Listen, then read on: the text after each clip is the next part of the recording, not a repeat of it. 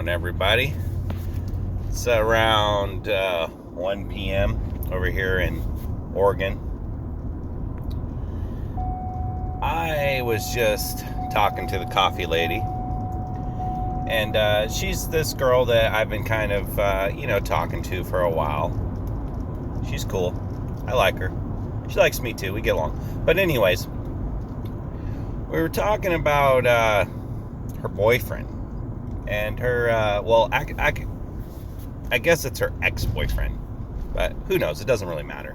But anyways, he's being mean or something, and he decided that he was gonna put some revealing pictures of her on the internet, and then, basically to retaliate, to piss her off. And it worked. And it sounds like he owes her some money or something like that. But anyways, she read me off some texts that he was sending, and they were just kind of, ooh. So I was like, wow, these are kind of, they're those grimy texts, those ones where you're just kind of insulting. You're not even really using your brain.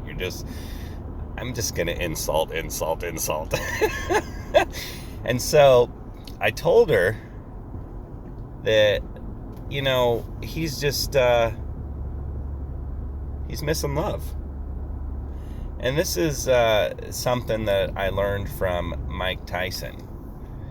So I will come back to that, the Mike Tyson thing, because I want to stay on subject with the coffee lady. So she tells me, I'm the most loving person.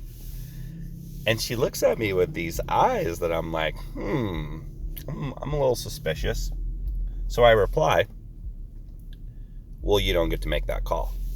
And then she gives me these eyes like, oh no, I'm found out. Regardless whether she's loving or not, she's never had anyone call her out and put her on the spot to say, hey, you don't get to make that call. So I gave her a little story about this lady, which I talked about this lady a while back. And I did this in an intent video a long time ago. But I'll bring the lady up real quick, because she's a pretty funny lady. So I went to her house and I decided to, do some work for her. Well, what ended up happening was her neighbor seen me out there working, and so she called me over and she's like, well, I'd like to maybe get some work done too. So I said, okay, and I gave her my number and, said, go and give me a call. Now, in hindsight, maybe she was just trying to stir the pot, the neighbor, because these neighbors don't get along. I have no idea what was really going on. But what I do know is the lady that I was planning on working for the day came out, and she looks me dead in the eye, and she goes, if you're going to work for me, you cannot associate with my neighbor. So I basically told her that, well, I already gave her my phone number. So she asked me, do you have work lined out with her already? And I said, no. And she said, okay, well, if you work with her, then you can't work with me. And I was kind of thrown off by that.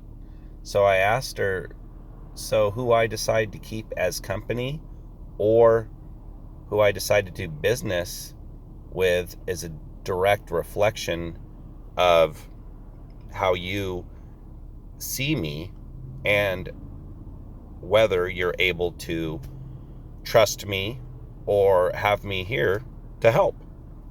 She didn't say yes, of course. Actually, her reply was something pretty interesting. Her reply was, I'm just a nice old lady. And so when she said that, I told her the same thing. I said, well, you don't get to make that call. She didn't like that very much. So people don't really like the fact that they don't get to make the call who they are. Sure, you get to make the call who you are to yourself. You know who you are. You're the one that looks at yourself in the mirror, and you're the one who has to deal with the consequences when you treat people poorly or treat people with, disrespect. And also, you're the one who gets to deal with people being nice and saying things like, oh, she's a nice lady. Oh, she's a loving person, when you're that person that makes them feel that way, because they get to make the call at the end of the day. So pretty much, going back to the story of the coffee lady, she's like, he's all doing this and he's all doing that. So I said, well, he's missing love. She tells me that he is, or she is a very loving person. I told her she doesn't get to make that call. So that kind of, tripped her out. And now I think, she's going to go through thinking about that when people are like, oh, I'm a nice guy, or, oh, I'm this, or, I won't deny it. When I was younger, I used to go around telling everybody that I was this and I was that and I have this and blah, blah, blah, blah. But guess what? In my mind, I really believed it, but it didn't matter, because that's not the way you get that out there. You just let people figure it out for themselves. And if they don't, then they don't. Now, obviously, there's strategies of, getting things out there so that people can see it. And maybe we can talk about those in another video, which I think that those are important, because to be recognized is something that all of us want deeply, whether we admit that or not. We all really want recognition. And then we want respect. So getting your recognition and getting your respect could be something that could make somebody happy for years just by giving a little bit of it. So, like I said, I was going to talk about Mike Tyson, which, shout out to Mike Tyson. I love this guy. Someday I'm going to meet him, and then we're going to have a good talk. But Mike Tyson basically was incarcerated. I can't remember exactly where he was incarcerated, but there was an interesting thing that was going on in the prison when Mike Tyson was incarcerated. I was watching a interview of Tony Robbins interviewing Mike Tyson. Actually, it was. It was an interview, and you should check him out, Tony Robbins. He's my number one. He's I haven't been watching him lately, but I love Tony Robbins. I got his back through thick and thin, and he has us all. He's such a great guy. But so he's interviewing Mike Tyson, and he has this boggling question that is just, completely stumping him. And to stump Tony Robbins is something very, very hard to do. Tony Robbins, maybe not if you were doing it at an academic level, but if you were doing it in a spiritual, emotional aspect, Tony Robbins is literally probably the most evolved emotional creature on the planet Earth, in my opinion. And that's definitely a biased opinion. But he evolved a little bit more that day when he talked to Mike Tyson about this. So he basically asked Mike Tyson, he said, I noticed one thing that was going on in the prison when you were incarcerated, that the prison was at peace and the inmates weren't fighting each other. And it basically was a direct indication of the power that Mike Tyson has when he's in the same prison. And so he asked Mike Tyson, he said, so how did you do that, Mike Tyson? How were you able to get everyone to get along in such a violent sea of politics? Because that's all prison is. It's just, politics, the whites, the blacks, and I'm not going to act like I know everything about prison because I've never been to prison, but I sure know quite a few people who have told me, and I've looked up documentaries and all that. So that's where all my bro psychology is coming from. But getting back, and Tyson very simplistically says, oh, that was easy, Tony. And Tony's kind of astounded, what? What do you mean that was easy? This guys are, in there for murder and for life. Like, really? You got them all to get along and that was easy? And he says, there's one thing that they're all, missing. And they're all missing love. And so once I basically let everyone know that no one gives a shit about them that's out there, and no one cares what's going on with them in here, and the only people that can really help them is each other, and that if they just worked on loving each other, that the prison would be a much more, it would be a much more isn't the word I'm looking for. It would just be a way better environment. It would be a better environment for everyone to live in. And that they might as well start helping each other and loving each other, because no one else is going to help them and no one else loves them. Otherwise, they wouldn't be locked up. So that kind of hit home with all the inmates. And so during the time that Mike Tyson was incarcerated, all the inmates basically got along. And that really, really, astounded Tony Robbins, which this is a hard guy to astound with this type of stuff. Next level. Achieved, basically. So I was watching this other documentary the other day that kind of, falls very close to this. We can use it as a metaphor. So if you take red ants and black ants and you put them in a big jar, we're talking hundreds too. 100, let's just say 100 black ants and 100 red ants. And you put them in a jar, and they start crawling around the jar, but nothing happens.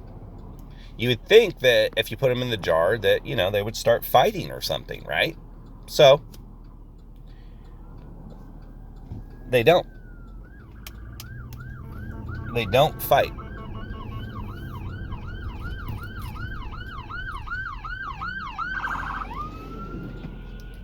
Got to get out of the way of the ambulance there. That was crazy.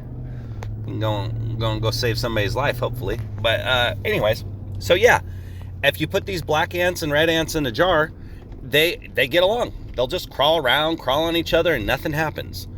But the second you decide to shake the jar, guess what happens? All of the ants start going to war with each other. They all start fighting. So be mindful of who is in the jar and who's shaking the jar. Because who's in the jar that you're probably fighting with is probably not the one who shook the jar to make you guys fight. And that's just, that's just reality. I think about this on a Call of Duty level, because I like to play those first person shooter games or whatever, and third person, whatever, but the shooter games, and basically from each side. So when you're playing your team, the enemies are all covered in red, but guess what? When they're playing on their game, you're the one who's covered in red. So both of you are enemies, but you're just enemies to each other. But at the same time, it's just the way you see each other. Neither one of you are really enemies, because the thing is if everyone in the game decided not to shoot each other, then the game would just basically, go, and everyone would die from the storm. And the last person to live would be the person that would basically live. That's it. I mean, so it's just a matter of perspective, who your enemy is and who your enemy is not. So be mindful of who your enemy is and who your enemy is not. And that also, goes with your number one supporter is probably somebody you don't even know. But your biggest hater is probably one of the closest people to you. So keep that in mind when you're, thinking about this type of subject. But anyways, I'm headed to work, and I'm kind of, running out of steam here. I know it was a long-winded explanation, but I like, giving these long-winded explanations and just kind of, going off into rants, because that's kind of what this channel was built on, and that's how I started it, and it's why I started it. So thanks for everyone who's liking, subscribing, and sharing. I really appreciate it. Actually, I've noticed that there's quite a few people that have been watching, but they're not subscribed. So if you're not subscribed, do me a solid and subscribe, because it really helps. And I'd like to keep growing this channel. And eventually, I want to do things with this channel that are going to be more inspiring, not just for the viewers, but for the people that are actually participating in the videos. So this is Gregory's Odd World, signing out. Don't forget about Gregory's Odd World Shorts. I started that up just recently too. If it doesn't come from love, it's wrong. Have a good day.